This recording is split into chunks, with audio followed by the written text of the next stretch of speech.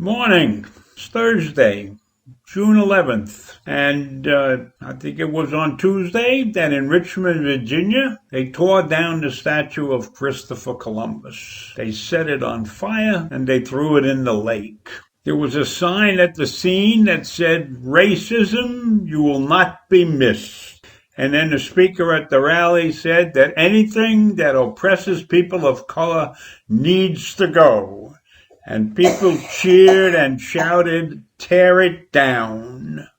And then there was another sign that said, "Columbus represents genocide." Now the deeds that Columbus is accused of happened in the 1490s. And they did not happen to the indigenous people of the United States. They happened to people in the Caribbean. Apparently, he's captured many of them and sold them as slaves. And I guess that was an okay practice in those days. But I'm sure if he messed with American Indians, he would have had a bigger problem than messing with the natives of the West Indies. Now, I'm sure many of you know that Columbus Day, our holiday, has been renamed Indigenous Peoples Day in many states in the country. So I'm sure that most people should be very happy with that, and they should stop worrying about Christopher Columbus. He's been wiped off the slate, and it's time to move on to something else. New York State just rescinded Article 50A, which is the article that protected police personnel files. So they have now made those files available to the public.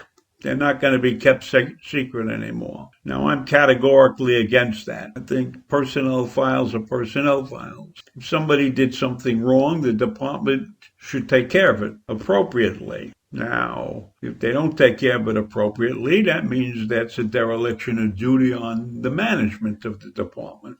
So the police department internally should have somebody that's looking at these personnel records and saying, hey, this guy is not performing up to the standards of the police department. Now, the police department has what they call IAB, Internal Affairs Bureau. Those guys could look at it and decide whether or not the offense that the officer has perpetrated is worth taking action on, or discipline. Now, the disciplinary actions that are available to the police department are loss of vacation time, suspension, and termination. And there may be some other penalties that could be applied. I don't know all the penalties that exist that I haven't heard about. But I don't think that we should open up the personnel files of the police department.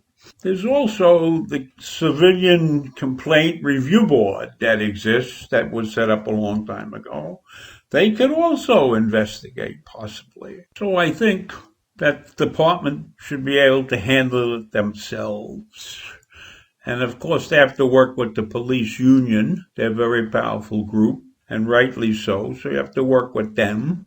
But I'm really against it, and I'm against it for another reason.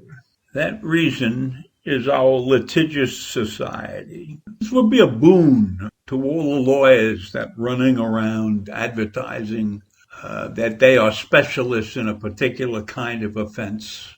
You look at television advertising, every law firm has a specialty. Some of them specialize in 9/11, some of them specialize in sexual abuse cases. Well, if they open this thing up, then you'll have a whole bunch of people specializing in police brutality or something like that. So I think we have to stop that. We have to stop being a litigious society, and we have to stop catering to the needs of people who are really trying to destroy us in some way, shape, or form, when they could use their energies in a more constructive fashion, in my opinion. So that's all I want to say on that particular subject.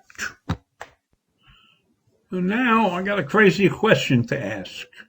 How many of you who've been sitting home all this time, waiting for the barbershops to open, waiting for the shopping centers to open, waiting for you to be able to go out to the store or do something like that, just waiting and maybe watching TV and then attending the Zooms that we're all attending? And how many of you looked around the house and said, geez, I got a lot of things to do. This is my opportunity to do them. And how many of you have done anything? I'm gonna look at it. I look at stuff every day and say, I should do this, but I don't. I'm more consumed with taking care of this rant and doing some other things and maybe talking to some people on the phone. And then I love the Zooms that I watch. That can be very, very exciting. Now, I wonder how many people who work for a living and are different than us, and, just think about the time they saved. If you're a Long Islander, think about how much time you saved just by not commuting anywhere. So that's probably 2 or 3 hours a day. You could do something constructive. So I wonder how many people out there have really done anything constructive. Have you gone out and polished all your furniture, cleaned your floors? Went and did some things. I know you couldn't socialize much, but how many of you have done anything? This is 2 months of government-required life simplification. How many of you took advantage of this? I can honestly say that I haven't. I mean, I've done the usual things I do. I go to the store, I shop a little bit, I cook. I'm enjoying cooking. I like to cut the vegetables. I like to look the recipes up online. I like to try new things. I've become a wizard at jambalaya, and I'm pretty good with bouillabaisse also. And I even baked. And then my granddaughter sent me a couple recipes, and I've used only one of them so far.